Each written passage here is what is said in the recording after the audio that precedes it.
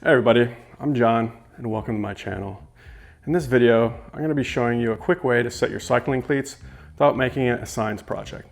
There's so many different thoughts on every aspect of bike fitting, so I'm starting a series of videos that will cover every aspect of a bike fit that will give you the best insights. I will collect all the best information and put each aspect into one video, giving you the best information you can get regarding that particular area of bike fit.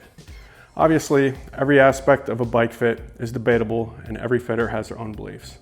I've gathered the best information from some of the most respected and knowledgeable bike fitters and put it all in this video to give you what I think is the best options to set your cleats.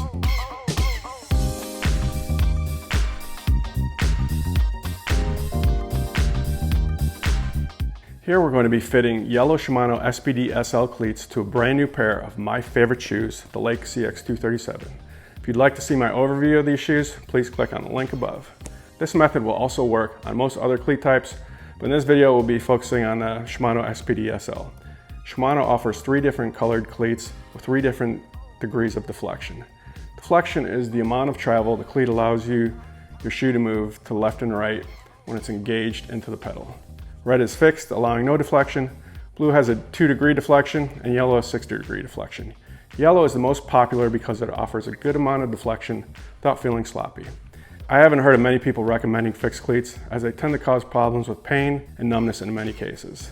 Play it safe and pick a cleat with some deflection for starters.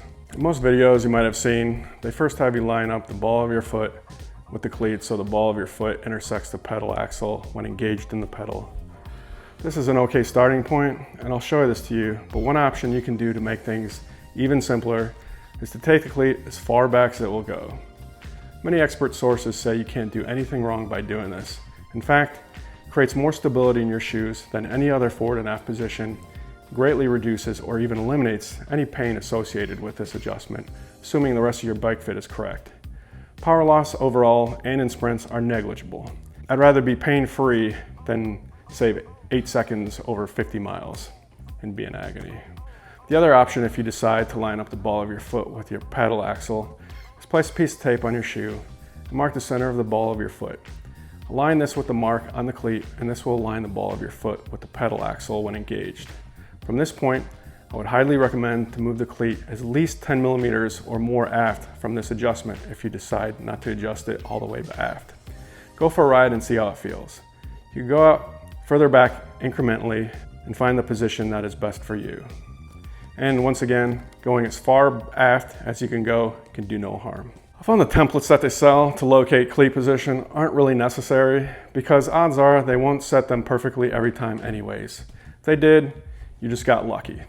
And in many cases, as with any part of the bike fit, tweaking might be necessary from time to time. In this demo, I'm going to go from my preferred furthest aft position and center the cleat as a starting point, as most people's feet deflect slightly toe in, toe out. Snug the bolts down and test it on a trainer. With the yellow cleat, ideally, you should have deflection in either direction, along with your pedal strokes feeling comfortable.